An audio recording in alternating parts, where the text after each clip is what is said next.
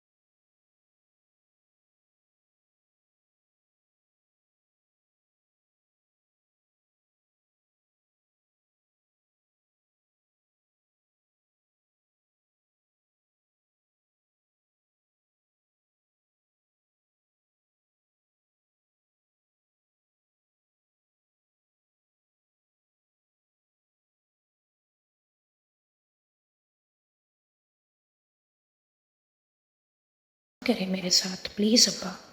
اس کی آواز بے راسی گئی اور آنکھیں آنسوں سے بھر گئیں۔ Uncle please. رابی نے بات کرنا چاہی تو انہوں نے اپنی غسیلی نگاہوں سے اسے دیکھا تو وہ مزید بولنے کی جسارت کر نہ پائی۔ عروہ، اگلے 2 منٹ میں تم میرے ساتھ نہ آئی تو اچھا نہیں ہوگا۔ ان کے لہجے میں دھمکی واضح تھی۔ ارد گرد موجود لوگ بڑے انہماک سے یہ سارا منظر دیکھ رہے تھے۔ فاروق صاحب اور عادل بھی وہاں آ پہنچے تھے۔ کیا اچھا نہیں ہوگا؟ عادل فوراً سے آگے بڑھا۔ جب وہ کہہ رہی ہے کہ پڑھنا ہے تو آپ کیوں اسے؟ عادل تم چپ رہو، فاروق صاحب نے ڈپٹ کر کہا۔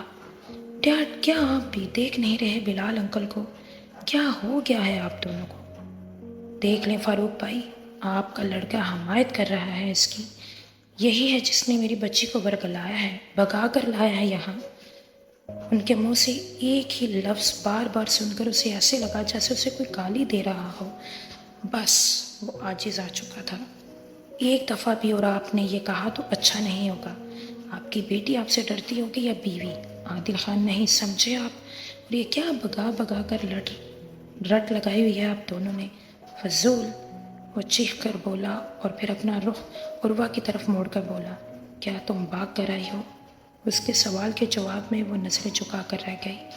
کچھ پوچھ رہا ہوں میں، دیکھو میں تمہارے ساتھ ہوں۔ تم کس کے ساتھ آئی ہو؟ کس لیے آئی ہو؟ بولو۔ وہ پھر چپ رہی۔ بولو۔ وہ چیخا تو وہ سہم کر فوراً سے بولی، میں ایڈمیشن کے لیے آئی تھی یہاں اور اکیلی آئی تھی۔ اس کی زبان کانپ رہی تھی اب کہ اس نے اپنا رخ فاروق اور بلال شیخ کی طرف موڑا۔ سن لیا؟ دیکھیں بھائی صاحب، میری بچی کو ڈرایا ہوا ہے اس نے، دیکھیں ذرا اس کی حالت کو، یہی بگا کر لایا ہے اسے یہاں۔ اوہ ہیلو انکل، یہ بیچاری آپ کی وجہ سے ڈری سہمی ہے، میری وجہ سے نہیں۔ فاروق صاحب نے اسے کھا جانے والی نظروں سے دیکھا اور اسے اشارتاً چپ رہنے کے لیے کہا، مگر وہ بھی عادل خان تھا۔ آخر چپ رہنا اس نے سیکھا ہی کہاں تھا، اور وہ بھی اس صورت کہ اس کا باپ اس سے بدظن ہونے جا رہا تھا۔ اس کا کیریئر داؤ پہ لگ جاتا اگر یہ الزام عائد ہوتا، لیکن وہ یہ نہیں جانتا تھا کہ وہ بے قصور ہوتے ہوئے بھی خود ہی اس الزام کے شکنجے میں پھنسا لے گا۔ معاملہ کافی بگڑ چکا تھا۔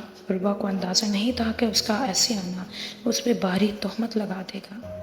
ابا پلیز بھروسہ رکھیے مجھ پہ، میں اس کے ساتھ بھاگ کر نہیں آئی، میں تو صرف یہاں پڑھنے کے لیے۔